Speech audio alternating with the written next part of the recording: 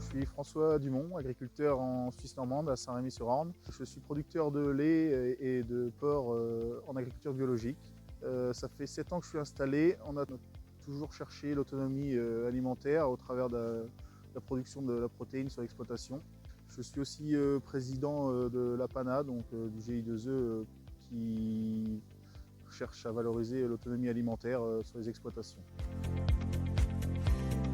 Donc on cherche à produire l'alimentation sur notre exploitation pour nourrir nos animaux, donc au travers du maïs, de la luzerne et des céréales en mélange céréalier sous forme de graines. Donc nous, ça nous permet de limiter les intrants de par les achats.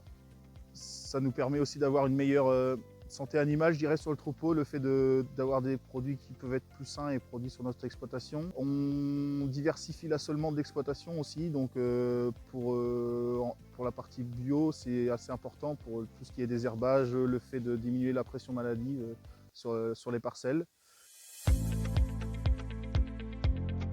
Donc les bénéfices de produire son alimentation sur l'exploitation, à mes yeux, déjà, premièrement, on ne subit pas les cours mondiaux vu qu'on produit tous nos fourrages ou les céréales sur l'exploitation. On a un troupeau, je dirais, plus sain, de fait d'avoir toujours des végétaux de qualité et qui viennent du secteur et des produits frais. Au niveau gain de temps, si on prend l'exemple de la luzerne, c'est quand même quelque chose où on y passe beaucoup de temps puisqu'on fait 5 fauches par an et il y a un fanage, l'endénage, là on commence par la fauche, après soit l'ensilage, foin ou luzerne. Mais il y a quand même, en gain de temps, je pense, un peu plus de temps à y passer. Économiquement, oui, c'est des fourrages comme la luzerne où on est parti pour 4 années de récolte, donc quand elle donne bien, on a quand même c'est satisfaisant et on a un retour sur le bénéfice qui est là, quoi, avec des fourrages de qualité. Après, au niveau conseil, il faut savoir se renseigner autour de nous, de par la chambre d'agriculture, des J2E qui existent un peu partout. Donc ça fait des banques de données. On peut adapter nos cultures en fonction de notre environnement.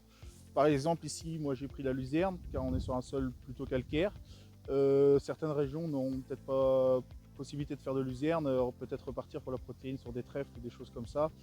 Mais il faut être assez ouvert d'esprit et ne pas voir que par une seule culture et peut-être faire aussi des essais et parfois ça ne peut ne pas fonctionner. Et c'est pour ça aussi que c'est important au travers des GI2E et des champs d'agriculture de pouvoir trouver des choses qui ont été faites dans notre secteur et d'avoir des essais comme ici pour produire notre protéine ou notre alimentation.